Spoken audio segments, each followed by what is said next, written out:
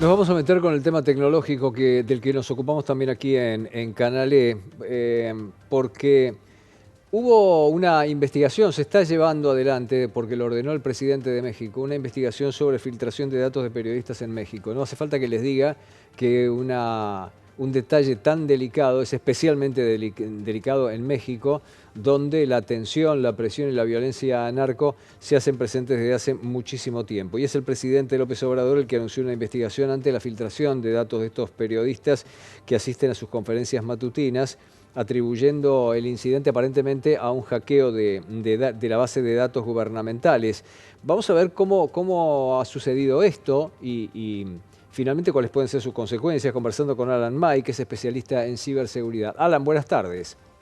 Pepe, ¿cómo estás? Sí, la verdad que es un ejemplo más que encontramos en estos que venimos analizando casi que semana tras semana de manera ya regional, o al menos en lo que es Latinoamérica. En el caso de México en particular, como bien decís, entra en el contexto de un país bueno, ha sido investido desde ya hace largo tiempo por el crimen organizado y que por lo tanto cobra un ataque de este estilo una característica un poco más compleja, porque ya estamos hablando de datos que si bien pueden estar protegidos, y yo lo escuchaba a López Obrador en conferencia de prensa hablar sobre el asunto, si bien pueden estar protegidos por la ley de datos personales y la fiscalía, se estaba haciendo la denuncia ante la fiscalía y se estaba pidiendo a los periodistas que hagan la denuncia por su cuenta también y demás, son datos de más de 300 periodistas que están expuestos, y estamos hablando de datos que pueden identificar a las personas. Estamos hablando de credenciales, domicilios, números de teléfono, de documentos. Son datos que son, pueden poner en una situación muy complicada a un periodista o a cualquier individuo en general, sobre todo con el marco de una polarización a nivel político tan importante como se vive en México en estos tiempos. No, y además que pone en peligro la seguridad del mismísimo presidente. No nos olvidemos que son periodistas que acceden de forma cotidiana a las instalaciones de gobierno y que acceden de forma muy seguida, casi permanente diría yo, a las conferencias de prensa de AMLO, es decir, del presidente de México. Son datos invalorables para cualquiera que tenga la malicia de querer hacerlo con el fin que fuera, ¿no?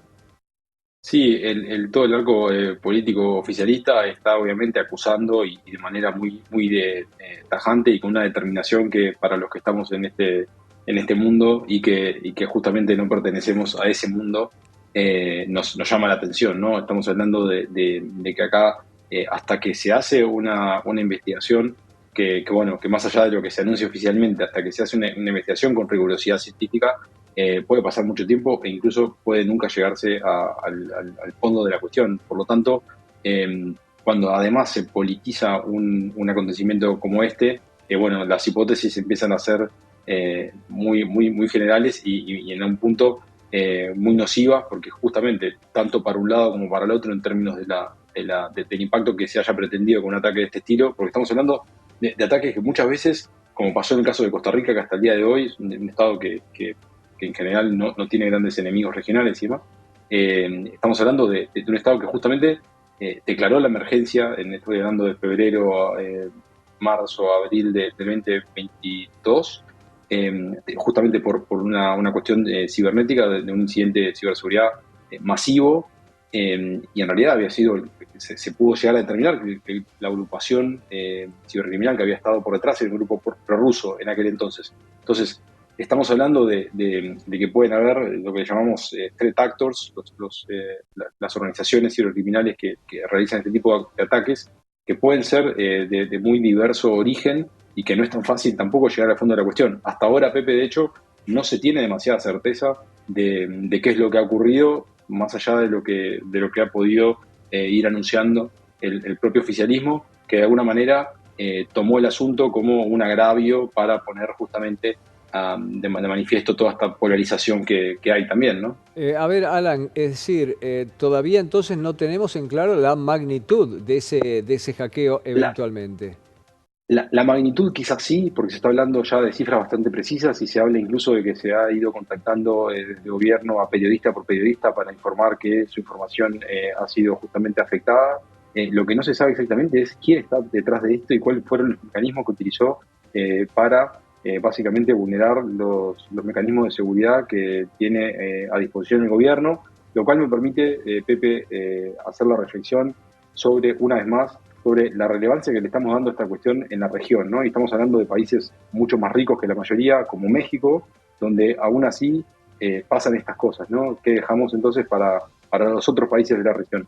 Y desde este lugar lo que me permito plantear es justamente, hay una ley de datos personales, que es una de las cosas que estamos discutiendo hoy en día, a pesar de que estamos discutiendo otro montón de cosas en Argentina, y bueno, y poco más hay para ese periodista que tiene sus datos expuestos, y hay grupos de narcotraficantes ahí afuera que pueden usarlos para cualquier cosa. Entonces, es complejo tratar de, con el diario del lunes, poder hacer algo, ¿no? Estamos hablando de que hay que poner esto en agenda.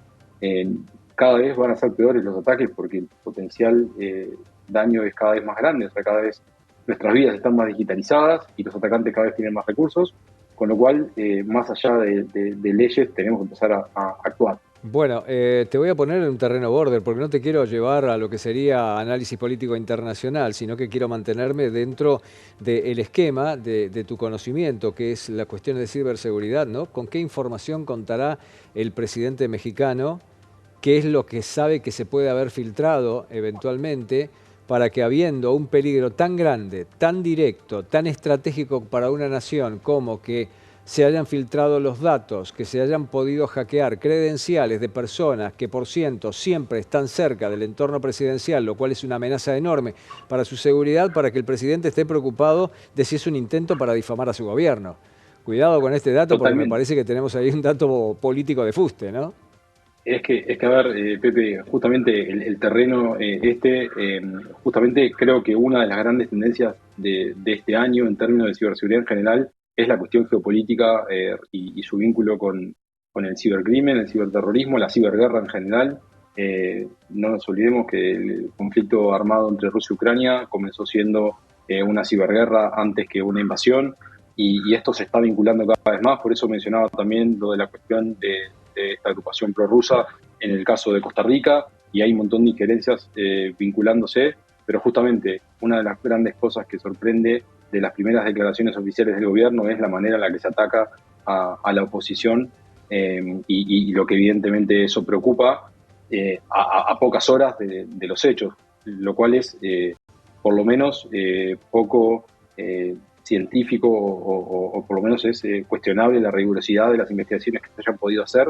En tanto, no se habla demasiado de cuáles fueron los mecanismos, no se habla de quién estuvo por detrás de una manera más fácil de probar, ni exactamente qué fue lo que se llevaron, ¿no? ¿Qué hacía esa base de datos ahí tampoco? Hay una serie de cosas que en realidad, cuando hablamos de prevención, no simplemente, o de actuar, como dije yo recién, no simplemente es tratar de implementar nuevos mecanismos o lo que fuere, sino que muchas veces es incluso preguntarnos para qué queremos almacenar un dato, ¿no? Es algo tan básico como eso a veces. ¿Cuál es la finalidad? Bueno, es empezar a entender ese tipo de cosas. Alan, gracias por este contacto. Gracias, Pepe. Alan May, especialista en ciberseguridad. Seguimos informando en Canal.